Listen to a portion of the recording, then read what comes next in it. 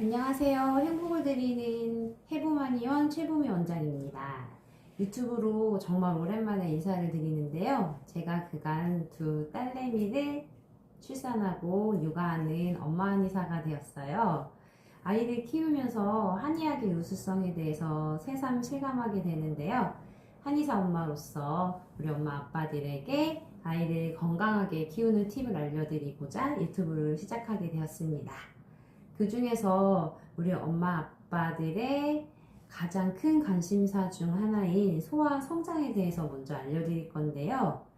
저희 큰아이는 태어날 때부터 지금까지 100분이 75%로 좀 큰 키의 아이예요. 그에 반해서 우리 둘째는 좀 작은 편인데요. 둘째라서 귀엽고 작아도 예쁘기만 했는데 24개월 영유아 검진을 받고 전 좀 충격을 받았어요. 저희 둘째 영유아 검진 결과상 키가 100분이 7%더라고요. 100명 중에 7번째로 작은 아이인 거죠. 지난번 검진에서 15%였는데 더 떨어진 수치였어요. 그래서 제가 한의원 성장 프로그램을 이용해서 엄마 아빠의 유전적인 키와 현재 아이의 성장률을 고려해서 최종 예상 키를 측정하는 프로그램으로 계산을 해보았는데요. 우리 둘째의 최종 예상 키가 153.5였습니다. 작은 키의 엄마 아빠들의 마음이 이해가 됐어요. 그렇다면 우리 아이들의 성장 치료 언제 하는 것이 좋을까요? 우선 우리 아이들이 언제 많이 크는지부터 한번 살펴볼게요. 최근 20년간 우리나라 여학생 평균 키입니다. 여학생들 초등학교 6학년 때 20년 전에 비해서 무려 4cm가 자랐어요. 그런데 고등학교 3학년 성인이 되었을 때의 최종 키 신장은 큰 차이가 없습니다. 남학생들도 마찬가지인데요. 초등학교 6학년은 20년 전에 비해서 148, 154로 무려 6cm가 자랐지만 고등학교 3학년 성인이 되었을 때 최종 키 차이는 큰 차이가 없습니다. 요즘 아이들은 키가 크다 라는 말은 초등학교 때까지만 맞는 말입니다. 그러니까 즉 요즘 아이들은 좀 빠르게 크고 빠르게 성장을 멈추는 걸 알 수 있는데요. 그렇다면 우리 아이들 성장 언제 유익 있게 봐야 될까요? 2023년도 학생 신체검사 결과표입니다. 사실 초등학교 이전 유치부 같은 경우에는 영유아는 국가에서 10년마다 한 번씩만 집계를 내기 때문에 이 수치는 2017년 자료이고요. 여기 학생들은 2023년 최신 자료입니다. 그걸 좀 감안해서 봐야 되는데요.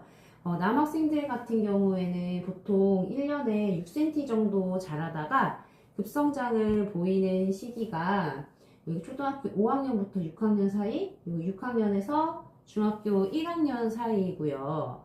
여자아이들도 평균 보통 6cm씩 자라다가 여기가 좀 큰 거는 유치부는 2017년 자료, 초등학교 자료는 2023년 자료라 좀 약간 수치가 크게 나온 거고요. 보통 6cm씩 자라다가 6cm 이상으로 자라는 시기가 바로 초등학교 2학년부터 3학년 사이, 그리고 여기서부터 초등학교 5, 6학년 때까지입니다.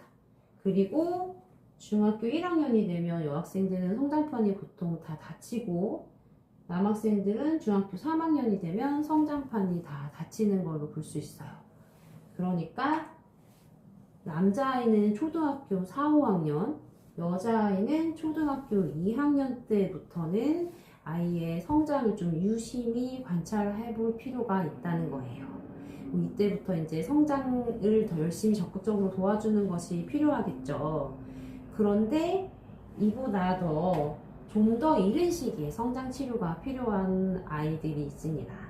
바로 1년에 키 성장이 5cm 미만인 경우, 그리고 영유아 검진 결과상 100분위가 점차 낮아지는 경우, 또래보다 키가 많이 작은 경우, 그리고 엄마 혹은 아빠 둘 중 한 분이라도 키가 작은 경우에는 조금 더 빨리 성장 치료를 해주는 것이 필요하다고 볼 수 있습니다.